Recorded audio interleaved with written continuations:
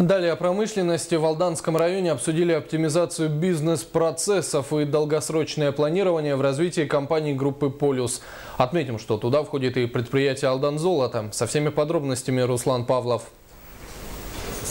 Оптимизация бизнес-процессов и долгосрочное планирование. Эти два направления станут основными в стратегическом развитии компании группы «Полюс».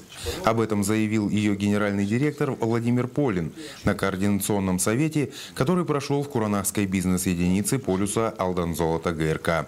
На некоторых переделах, на некоторых участках наши коллеги в бизнес-единице смогли удержать себестоимость в рублевом эквиваленте на уровне прошлого года, что крайне необычно с учетом и инфляции, и того роста цен, который на сегодняшний момент есть.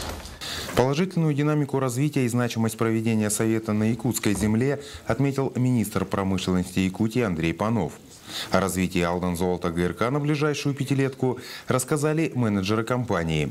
Его связывают с оптимизацией управленческих решений по доразведке и лицензированию месторождений Куранахского рудного поля, а также поэтапного увеличения объемов производства золота и доведения добычи до 7 тонн в 2020 году.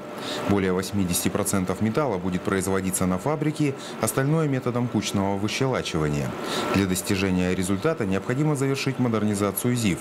Так как мы в последнее время достаточно плотно сотрудничаем с вашими специалистами в части анализа и экспертного оценки способностей этой фабрики, берем ваш опыт, и такая шпионская работа ведется, но она такая удобная и имеет собственный результат.